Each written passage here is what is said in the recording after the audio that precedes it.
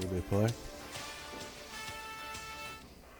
And good morning, everybody. Welcome to GolfRap here on TGD Today. It's George Honeycutt and Hugh Roy III. Good morning, Hugh. Good morning, George. How are you, sir? Well, I'm well. Busy weekend, bud. Yeah, it's been kind of nuts this weekend. Yeah. Weather was good. People came out to woodworks. They're coming out, aren't they? I tell you, I got sunburned. I got to go get new sunscreen. We've got a lot of college teams in town playing in various events, dunes, of course, up at Cape Fear National. Yeah, that starts, today? Actually, they started Saturday, Okay. play Saturday, Sunday, and I assume that they're done now. But I was talking with Adam last week, and who's the head pro up there, and he was saying, I said, well, how's the course? He said, course is great shape, George. He said, but this year, he goes, just like last year, he goes, I've got such a small driving range.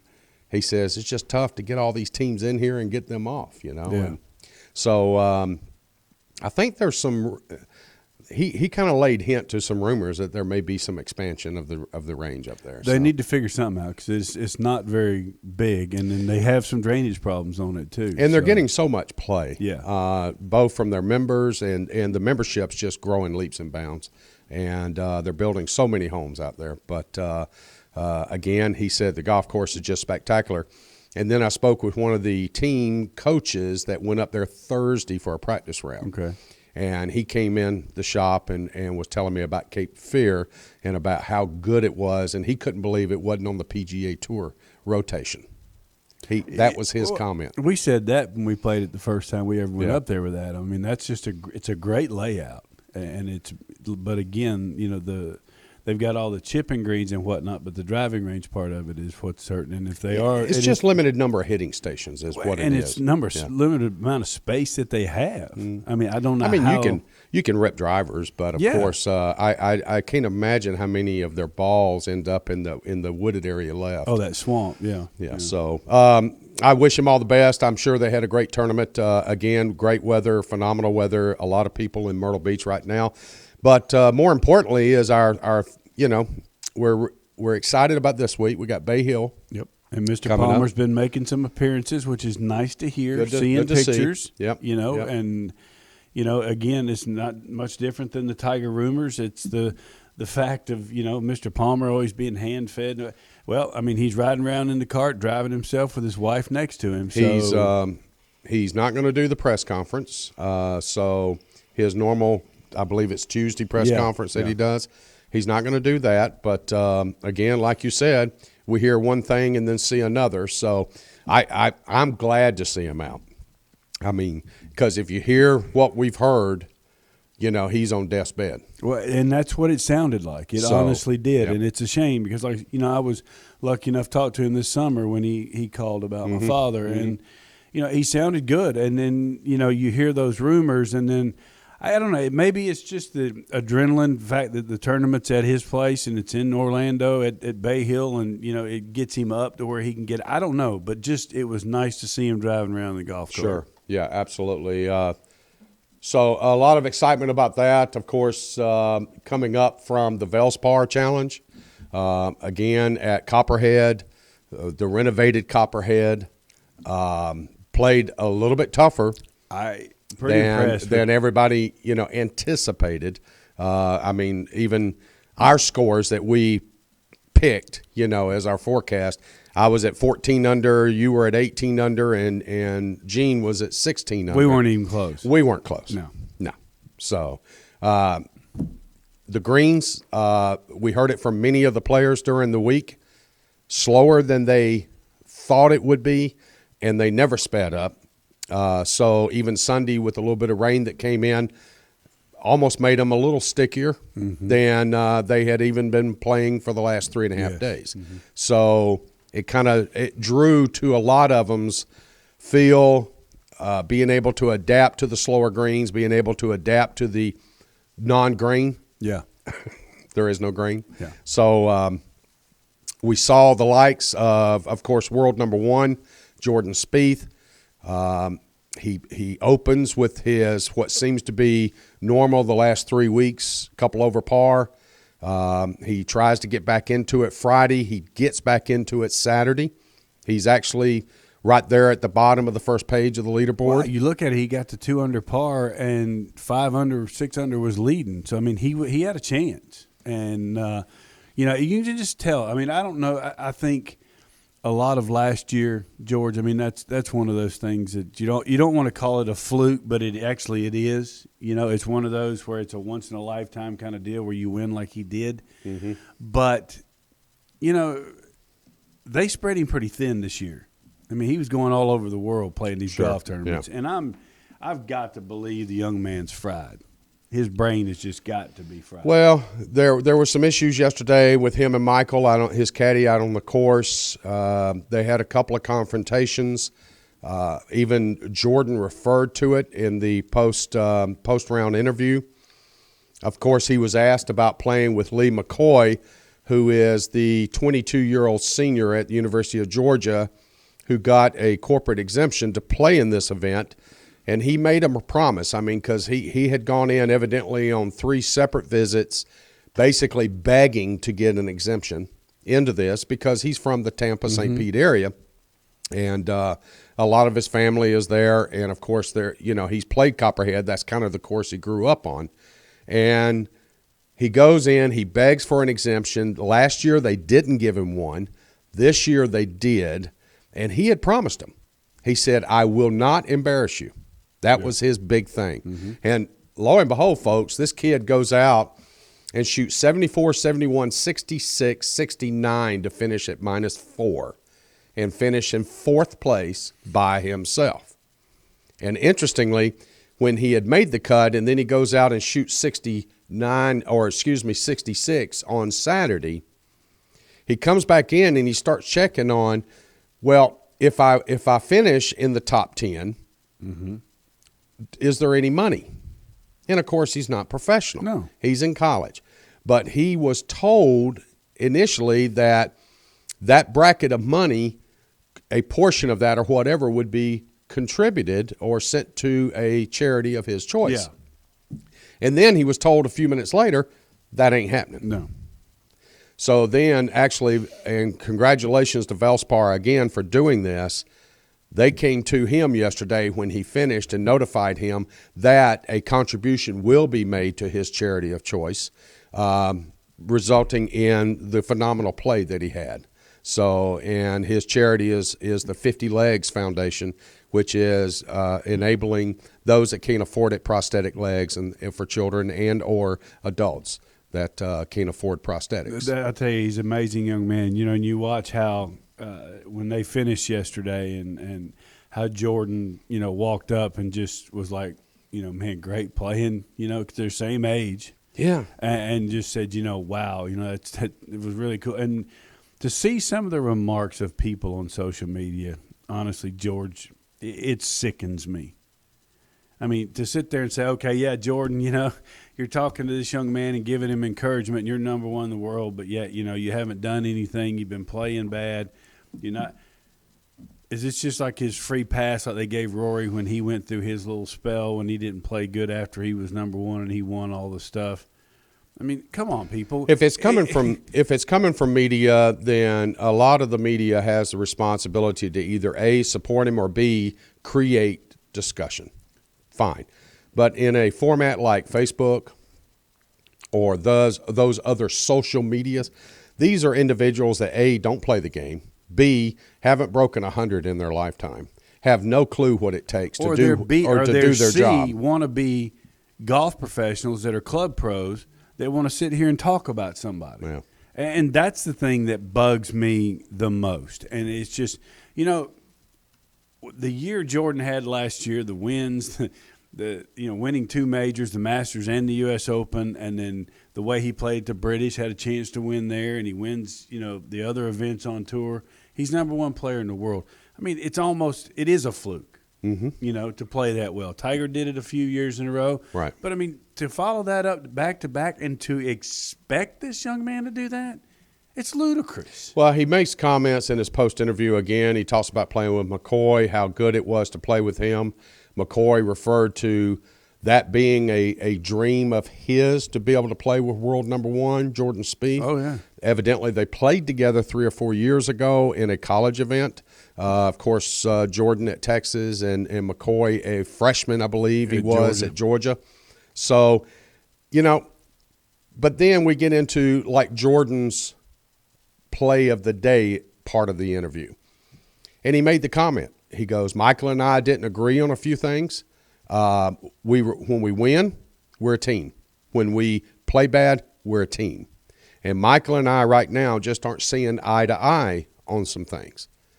So he was referring to those comments that I mentioned earlier, to where there were a couple of confrontations out on the golf course. Club selection, where's the wind doing? Am I getting hurt, getting help? Things of that sort, to where they just were not on the same page. We're not used to seeing that from this twosome. No. It's been a love fest for a year and a half now. And basically that's the honeymoon phase. I mean, now they're getting into the real marriage part of this stuff. I mean, and I hate to use that analogy, but that's what it is. I mean, you look at marriages. I mean, you have your ups, your downs, you have your, your spats, and you have the times where everything's great. And the thing is, Jordan's been struggling. He's been tired. And all of a sudden, he's wanting to hit certain shots, trying to push the envelope, which is, to me, outside of the realm of their game plan, where Michael's trying to keep him in the game plan. Mm-hmm. And so I think that's where the little tiff is coming from. Good point. Jordan's trying to push it to get things going the right direction, and Michael's like, just hang on, let's stay patient and keep playing the way that we. My only concern with all this, Hugh, is over his play in the last few weeks, and we're very quickly going to get to the winner of this event. Trust me, folks, because he was actually one of my picks. I know, you counted both. So, but the point is, with Jordan, putting got him through last year. Mm-hmm. I mean, he's not the best ball striker on tour. He's not the longest ball striker on tour. He's not the best in greens and regulation on tour. But Jordan was the best putter last year on tour. And of the last few weeks in his play, miscut, whatever it may be, the putting was what hindered him to at least even make a cut or finish in the top five. No. And George, and this is where I'm going to get into I know exactly what you're saying and where you're going. I don't want this to affect his putting, because he is one of the best putters on tour. No question, but I think a lot of it has to do with how his management has pushed him to a point to where he is mentally fried, and he does not look like he is as focused, concentrating as much, and he's not into it as much. I think he's going through the motions. So that's what it looks like when I watch. And I don't watch long, but when I watch. All right, let's look at what we've had of late. We've had 4 previous Master winners win over the last 6 weeks. Okay? Yep. And Charles Schwartzel being the last as of yesterday. Of course, his only other PGA Tour win was at Augusta. Yeah. So, I mean, here he is. He wins. These others that have reared their heads, Adam Scott, Bubba Watson, we go and go. Jordan Spieth. Now, does Jordan get back to Augusta and feel at home? Does maybe things decompress a little bit? Or because he is the reigning champion and having to do this and the trophy ceremony and this and the par 3 and all this, I mean, does it just even pile on to what he's feeling? It can be whatever he wants at Augusta. That's the one beauty of winning that golf tournament, the membership, the board, whatever. You do your obligatory interviews, and the rest of it is your private time to practice, play, do whatever you want. They make sure of that. So that's, and I think that's where I think honestly what you're saying, that's where it would get him focused because of the energy that's there with the people that are around and the fact that you have security and privacy where and when you want it. Mm-hmm. So hopefully he'll utilize that and get himself back because, like I said, it looks like he's going through the motions. He made the comment yesterday that his ball striking is getting back to form, and he's really looking forward to getting back to in form for Augusta. And that was his comment. Mm-hmm. And it's almost like, get me back on Augusta greens. Yeah. I putt well on those. I know what they do. And although he's only played there a couple of years. Yeah, but but he's a champion now. When you putt on a pool table, yeah, it's a lot easier to get your putting stroke back. Yeah, you know what? Well, let's talk real quick about Charles Schwartzel. Here's a guy who was several shots back, 5 shots to be exact, at the start of the day. He goes out. The weather, it got a little bad in the afternoon, but Charles, he finished up about an hour or so before the last groups, and he just goes out and posts, just a smooth little 67 and finishes at 7 under par. And here's Bill Haas, who has the tournament in his grasp, and Bill ends up going into the quote-unquote snake pit, number 16, and he absolutely cannot bogey any of these holes. He doesn't need to birdie, but he absolutely cannot bogey any of these holes. And what's the first thing he does? He gets to 16, makes a bogey. And then it was game on. Yeah. It was Schwartzel's in the clubhouse. He's staying dry. Rain starts picking up. The wind picks up a little bit. But they are into the snake pit now. Now, he hit a great shot on 17, the par 3. Hit a phenomenal shot. I'm sitting here watching him on 18, and he had a chance for birdie. He had a chance to take this thing. He just met with his dad a week ago on his putting and to get things back into a groove to where he felt comfortable, and obviously he did. He was right there tied for the lead. They end up in a playoff, him and Charles, and he blows that thing right and ends up over there having to take a drop from the cart path, and he got a good drop, a really good drop. And then as he did in the back 9, you see the nerves. Yeah. You see the nerves. And he flails one out. It comes up, high right, drifts a little bit right, goes into the bunker. Now, the bunker shot, the tour players, I would have given anything. I basically called it before he even hit it in the playoff hole. He's going to be 3 feet. It was a simple shot. The ball was teed up in the sand. He admitted in post-interview that he leaned a little bit. He put a little bit too much club on it. He didn't let the bounce do its work. And he ends up going past the hole almost the same distance that Charles was at when he hit his approach shot to the middle part of the green. Yeah. Beautiful shot, by the way. And, of course, Charles makes his putt up there to about 2 feet. Marks. Now Bill Haas has got to make this. He doesn't. He ends up with bogey. Charles goes up, taps in the 2-footer. He's a winner. And, again, with Bill Haas, it was just not there to close it out. And that's the thing. The nerves. Well, yeah, and it's like what we talk about. How many times do you hear me say, hit the fairway, middle of the green, make par, in a playoff, you're going to win 75% of the time. Right. Seriously. Right. And that's just – you par the first hole, the playoff hole, the worst thing on average that's going to happen is you're going to go to a second one. Rarely do you lose. Now, you look at TPC last year with Kisner and them, they go through, boom, both make birdies, whatever. Next thing you know, they go back to 17. Then Ricky hits a great shot in there, makes birdie to win. But you look at it when they play a par 4 hole in a playoff, you make par, you're going to win 75% of the time because somebody's going to try to shoot at a pin to try to win this thing. And that's why they say first in is normally the winner. So Fellner reminded me twice of that Saturday. Yeah. So Bill Haas and Charles end up in the playoff, both at -7. Of course, Charles ends up winning it in the first playoff hole. Again, his second PGA Tour win, Masters champion. He's now coming back into this year's Masters in good form, really good form. So do we now add him onto the list? I think you look at him, and I think you look at Bill Haas. I think you keep Bill Haas in this picture. You look at how solid he played around. Now, the nerves hit him at Valspar.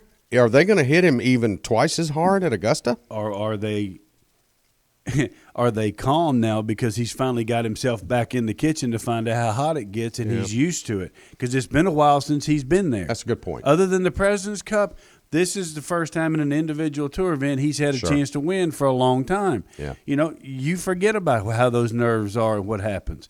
If being the caliber player he is and do the things he's done, I think this helps him as far as his experience and getting himself back and the rust off and getting back in there to where he is one you look at Augusta, because he has the game to win at Augusta. You know, after the first 2 days of this tournament, Hugh, there was one story. We both know this individual. I watched this young man play at the age of 12, and he came out to one of my local courses back in Atlanta and was going after a U.S. amateur slot. And this individual from the Augusta area does not qualify for the Masters this year. He had really positioned himself well for a win, which he needed to get to Augusta. And I was pulling for him on Friday, especially after he finished his round. I even checked the scoreboard and said, okay, he has the opportunity here, and his game seems to be in tune enough to take advantage of this. And then all of a sudden yesterday he just disappeared, and that was Charles Howell III. You know, he just I don't know what it is. He starts off with 67, then he has 72, then he has a 70, which kind of put him back in there. Now he finishes T5 because of the difficulty in playing the golf course. So him hovering at 1 to 2 under par was keeping him in this thing. But then he goes out and shoots 72 on Sunday and just, you know, finishes at 3 under, but again, never making the push to get up there to the top of the leaderboard. Closing it out seems to be the issue with Charlie, and I don't understand that, because you would think sooner or later he's going to get over that hump. He is a tour old veteran now. Yeah. Sorry to say it, but he is. And what about my dark horse pick, Ryan Moore? Oh, I know. I mean, if anybody made a charge, Charles Schwartzel, he made the biggest leap of the day. Absolutely. He had the round of the day. But Ryan Moore, likewise, he saw that light at the end of the tunnel, and he was swimming toward it real hard. Oh, yeah. So congratulations to Ryan Moore. He came out of basically oblivion. He ends up shooting 70, 69, 69, 71 to get himself a third-place finish. Louis Oosthuizen, which all of us talked about last week as a possible pick. He's T7. Graham DeLette, the lumberjack, the bearded one. Is he going to shave that thing for the summer? It doesn't sound, because there are small birds building nests in that There thing. are a lot of articles going around that the tour's about to make him do it, but I don't know. Oh, you think so? You think the tour's going to step in? There's talk, yes. Well, and you go look at Louis Oosthuizen, who is one of my picks. You look at how well Scott Brown's played after the disaster at Torrey Pines. And how about Steve Stricker?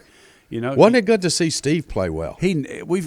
The thing is, he's played that golf course so many times, I think he could play it blindfolded and shoot what he shot. But you know, Stricker ends up at T7 -2, and the leaders, instead of being at numbers that we had forecasted, 14 under, 15 under, whatever, as they are drifting back down to 4 and 5 under par, Stricker's not going to go out and tear it up. He's not going to go out and burn it up. But he's not going to fade.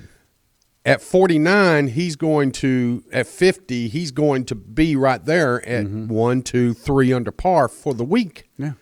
And all of a sudden, he just goes out and says, okay, I'm going to shoot 71, 66, 72, 73. Now, he has a bad third day or fourth day. But, again, it was just so good to see him. Oh, absolutely. Patrick Reed has a decent tournament. He finishes T7. As you mentioned, Scott Brown.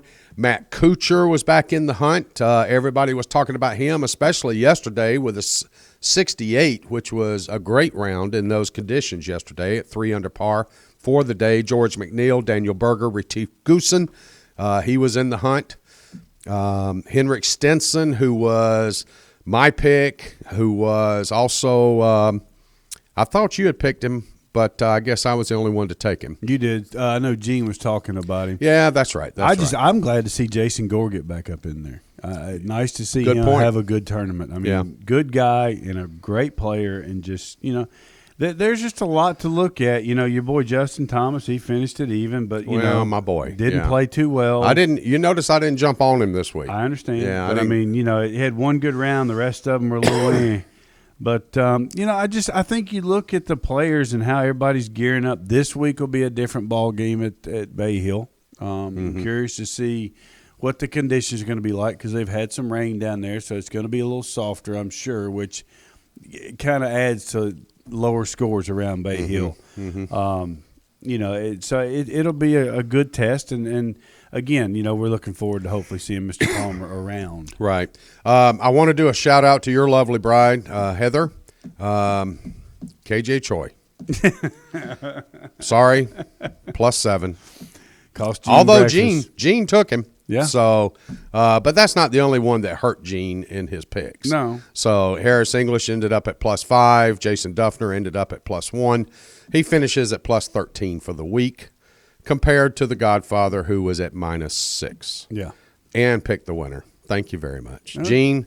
That will be donuts coming up later this week. You don't have to worry about the biscuits. Just get the donuts. We're not going to break you. So.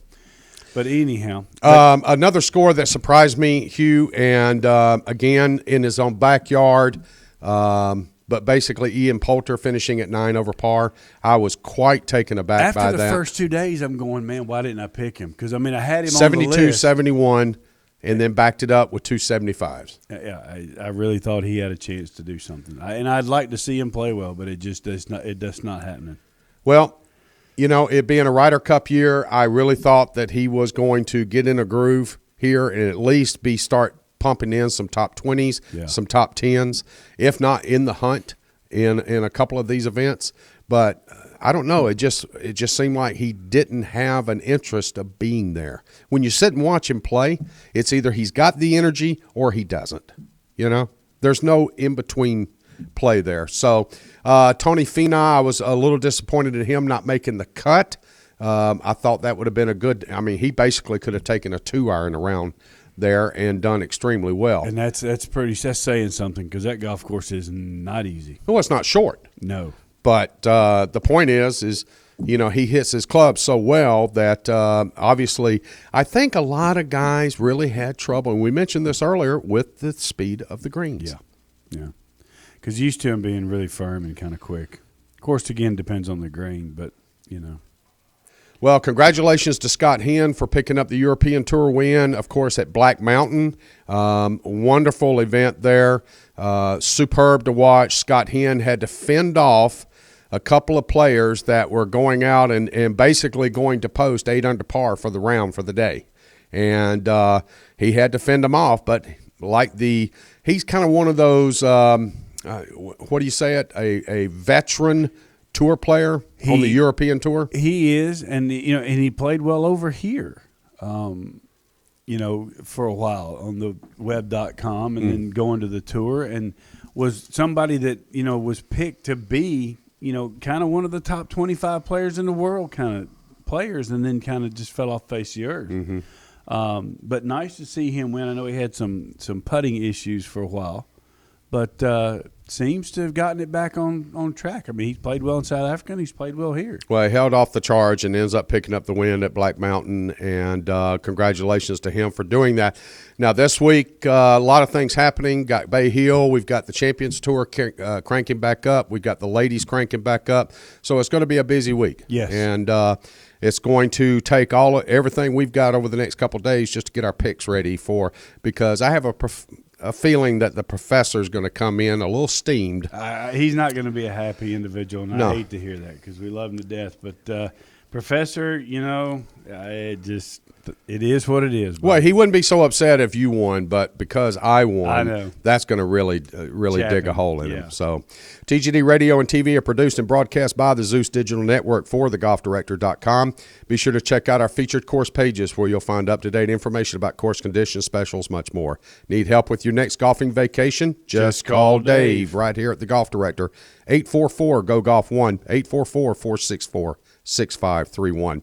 All of our programming is archived for listening and viewing on demand. Just click the TGD Radio or the TGD TV tabs in the menu screen at thegolfdirector.com. You can find us on over 1 billion devices at iTunes, Audio Realm, TuneIn, YouTube, Ustream, Roku, Blueberry, Periscope, and, of course, Catch.me. I'm George Honeycutt for Hugh Roy III, Jeff Behind the Glass. Want to thank you for tuning in. Don't go anywhere. There's a lot more golf news and information coming up next.